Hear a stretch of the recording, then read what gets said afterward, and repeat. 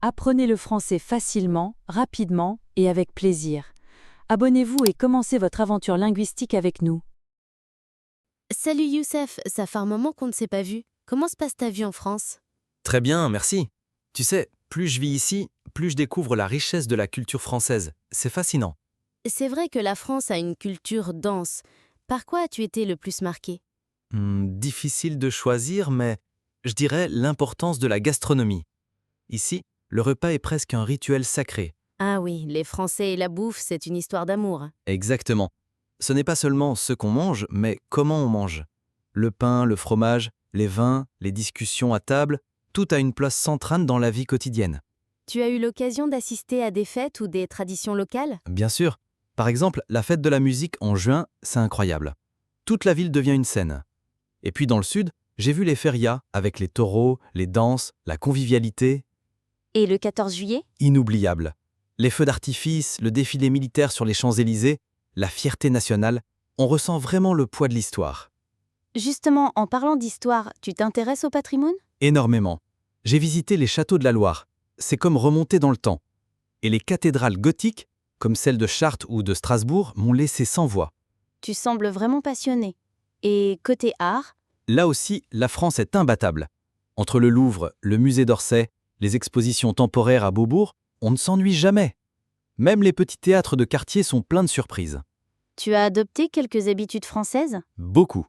Dire bonjour en entrant dans un magasin, faire la bise, boire un petit café en terrasse en observant les passants, râler un peu, Tu es devenu un vrai Français. peut-être bien. Mais ce que j'aime le plus, c'est le rapport à la langue. Le français est valorisé, protégé. C'est une vraie priorité. Tu parles très bien maintenant. Merci. J'ai lu beaucoup de littérature française. Hugo, Camus, Zola. Chaque auteur ouvre une fenêtre sur une époque, une sensibilité. Et qu'est-ce qui te surprend encore aujourd'hui? La diversité régionale. Chaque région a son accent, sa cuisine, ses traditions. On pourrait croire que la France est un seul pays, mais en réalité, c'est comme un patchwork culturel. C'est ce qui fait son charme. Tu te vois y rester longtemps? Oui, je pense. La France m'a apporté une nouvelle façon de voir le monde, plus lente, plus réfléchie, plus esthétique. Merci Youssef, c'était vraiment enrichissant de t'écouter. Merci à toi, Claire. On se retrouve bientôt autour d'un bon camembert et d'une baguette. Avec plaisir, et pourquoi pas un verre de vin aussi? Bien sûr, c'est ça aussi, l'art de vivre à la française. Salut Youssef, j'ai vu tes photos de la Provence sur Instagram. C'était magnifique. Salut Claire. Oui, c'était un séjour inoubliable. La Provence est une région magique. C'est à la fois apaisant et inspirant. Tu es allé où exactement? J'ai commencé par le Luberon. Tu connais Gordes? De nom. C'est un de ces villages perchés, non? Exactement. Gordes est incroyable, avec ses maisons en pierre dorée qui brillent au coucher du soleil. Ensuite, j'ai visité Roussillon. Tout y est rouge ocre. C'est comme marcher sur Mars. Ça doit être magnifique pour les photos. Absolument. Et puis, il y a les champs de lavande à perte de vue, surtout autour de l'abbaye de Sénantes. L'odeur, la couleur, le silence, c'est presque spirituel. Tu me vends du rêve. Et côté mer, t'y es allé? Oui, après l'intérieur des terres, j'ai longé la côte. Les calanques entre Cassis et Marseille sont juste à couper le souffle. Des criques turquoises entre les falaises blanches. Tu as fait de la randonnée? Bien sûr, il y a un sentier qui mène à la calanque d'Invaux. L'effort est rude, mais la récompense est immense. L'eau est transparente, parfaite pour nager. Et Marseille? Une ville pleine de contrastes. J'ai adoré le quartier du Panier, très artistique, et la vue depuis Notre-Dame de la Garde. Et évidemment le Vieux-Port et la Bouillabaisse. Tu t'es régalé à ce que je vois. Oui, entre les marchés provençaux, les olives, les herbes de Provence et les petits vins rosés, c'est un festival pour les sens. Et tu es allé jusqu'à Avignon? Oui, le Palais des Papes est impressionnant. Et le fameux pont. Tu connais la chanson? Bien sûr, sur le pont d'Avignon, on y danse. Voilà, c'est une ville riche en histoire. Et non loin, tu as les Alpilles. Saint-Rémy de Provence, par exemple, là où Van Gogh a peint certaines de ses œuvres les plus célèbres. C'est fascinant. Tu as eu un coup de cœur? Les Baux de Provence.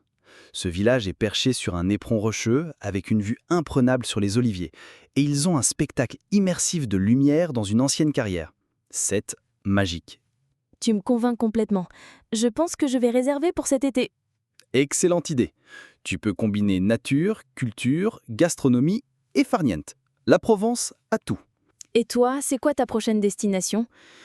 Je pense à la Dordogne, ou peut-être les Pyrénées. La France a tant de trésors à offrir. On en reparle après ton prochain voyage. Merci pour ce récit inspirant. Avec plaisir, Claire. Et si tu pars en Provence, je veux voir tes photos. Salut Youssef. Alors, comment s'est passé ton tour de France? J'ai vu quelques photos, mais je suis curieuse d'en savoir plus. Salut Claire, c'était incroyable. J'ai redécouvert mon propre pays avec des yeux nouveaux. La France est une mosaïque de paysages et de cultures. Tu es allé où exactement? Dis-moi tout. J'ai commencé dans le sud, par la Camargue. Tu connais? De non seulement. Ce n'est pas là où il y a des flamants roses et des chevaux blancs? Exactement. C'est une région magique, entre marais salants, rizières et traditions gitanes. J'ai assisté à une fête taurine à Arles, c'était impressionnant. Et la mer? Magnifique. Les plages sauvages près des Saintes-Maries-de-la-Mer sont idéales pour se ressourcer. Après, je suis monté dans les Cévennes, un vrai havre de paix. J'ai entendu dire que c'est une région très authentique. Oui, pleine de villages perchés, de forêts profondes et une histoire très marquée par la résistance protestante. Je me suis arrêté à Florac, un bijou caché. Tu fais rêver. Et après? Direction l'Auvergne. Franchement, ça a été l'un de mes coups de cœur. Les volcans endormis, les fromages incroyables et l'accueil chaleureux des habitants. L'Auvergne. C'est vrai qu'on en parle peu. Tu as monté un volcan? Le puits du Dôme, bien sûr, vu à 360 degrés. C'est à couper le souffle. Et les randonnées autour sont superbes. Ensuite, j'ai fait un détour par le Lot. Ah, Rocamadour. Oui, suspendue à flanc de falaise, cette ville est un joyau. Mais j'ai préféré Saint-Cirque-la-Popie, plus calme et tout aussi charmant. On se croirait dans un décor de film médiéval. Et côté gastronomie? Ne m'en parle pas. Entre l'aligot en Aveyron, les truffes dans le Périgord et les huîtres en Bretagne, j'ai pris 3 kilos.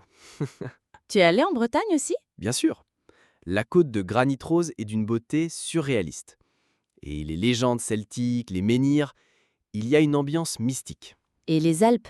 Tu n'as pas fait un tour à Annecy par exemple? Si, Annecy, la Venise des Alpes. Eau turquoise, montagne en toile de fond.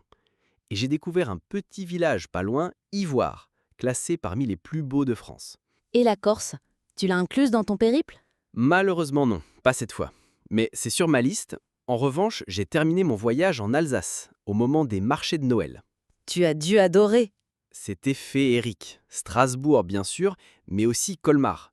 Et surtout les petits villages comme Riqueville et Egisheim. On se croirait dans un conte. Tu me donnes trop envie. Moi qui pensais partir à l'étranger, tu me fais réaliser qu'il y a tellement à voir ici. Exactement. Voyager en France, c'est aussi une façon de mieux comprendre notre propre culture. Et il y a encore tant d'endroits que je n'ai pas vus. Merci pour ce partage. Tu devrais faire un guide de voyage. Pourquoi pas? Un guide des coins méconnus, loin des foules. Ça me plairait. Et si tu m'emmenais avec toi la prochaine fois? Avec plaisir. Prépare ton sac. La France n'a pas fini de nous surprendre.